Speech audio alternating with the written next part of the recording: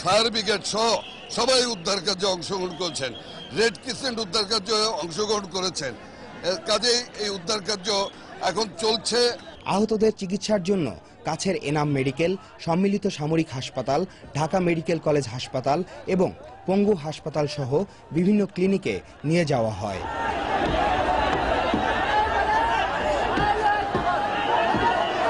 ধ্বংসস্তূপের নিচে কত লোক চাপা পড়ে আছে তার সংখ্যা জানা না গেলেও প্রত্যক্ষদর্শী ও ভবন ধস থেকে বেঁচে যাওয়ারা বলছেন সংখ্যাটা অনেক।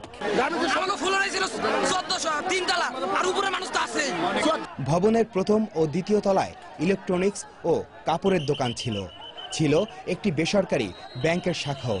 বাকি ফ্লোরগুলোতে ছিল 6টি গার্মেন্টস ও অন্যান্য প্রতিষ্ঠান। Athertex, new wave, Pantons, new bottom, new style এবং নিউবেরি নামের গার্মেন্টসগুলোতে কাজ করতেন 3000-এর বেশি শ্রমিক।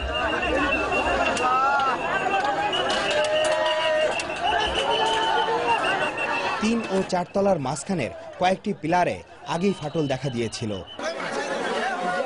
মঙ্গলবার পিলারের কিছু অংশ ভেঙে পড়তে দেখে ছোটাছুটি করে নামতে গিয়ে 2 জন আহত হন।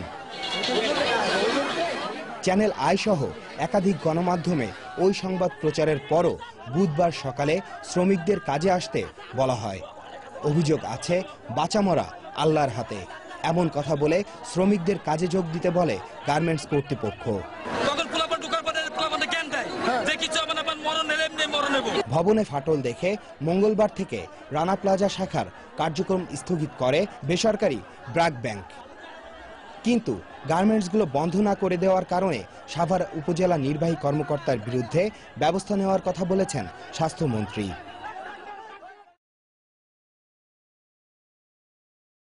সাভারের রানা প্লাজা এলাকা থেকে সর্বশেষ পরিস্থিতি জানাচ্ছিলেন মাসরুর শাকিল।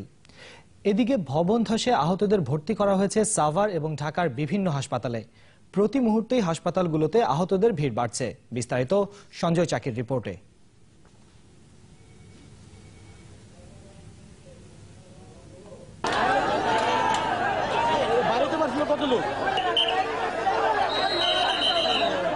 সকালে ভবন ধসের পর উদ্ধার অভিযানে প্রথমে এগিয়ে আসে স্থানীয় লোকজন, পরে ফায়ার সার্ভিস, সেনাবাহিনী সহ সম্মিলিতভাবে চলতে থাকে উদ্ধার অভিযান। ধ্বংসস্তূপ থেকে উদ্ধারের পর প্রাথমিকভাবে এনাম মেডিকেল হাসপাতাল, সিআরপি সহ সাভারের বিভিন্ন হাসপাতালে নিয়ে যাওয়া হয়। স্বজনদের কান্নায় ভারী হয়ে ওঠে হাসপাতালের পরিবেশ।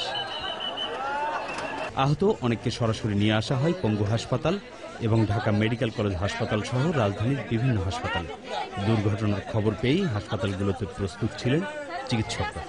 ওনার আপাতত এক্সরেতে এক পায়ে 2টা হাড্ডি ভেঙে গেছে, 2 সাইড দিয়ে ভেঙে গেছে, আর হাতে একটু আঘাত লাগছে। আহতদের স্বজনরা বলছেন শুধু ওই ভবনই নয়, পাশের অন্য ভবন এবং দোকানপাটেরও অনেকেই আহত হয়েছে। স্বজনরা জানিয়েছেন যারা ওই ভবনে ছিলেন হয় তারা ধ্বংসস্তূপে চাপা পড়ে সেখানেই মারা গেছেন অথবা আহত হয়ে হাসপাতালে এসেছেন। হাসপাতালে আনার পরও মারা গেছে বেশ কয়েকজন। রানা প্লাজার পাশে, 10তলা ভবনের পাশে, তো ওখানে অফিস করতেছিল, হঠাৎ একটা বিকট শব্দ হয়েছে এবং ওর ভবনে ওই ভবনটা ধসে পড়ছে। যখন ধসে পড়ছে এবং সে সাথে সাথে হয়েছে, পাওয়া গেছে সুপারি নিচে, ওইখানে রাখে নাই, পঙ্গুতে পাঠাইছে। আমরা বাসা থেকে পঙ্গুতে আসছি। যারা মারা যাননি তাদের প্রায় সবাই আহত হয়েছে। এদের অনেককেই হয়তো আর বাঁচানো যাবে না বলে আশঙ্কা করছেন স্বজনরা।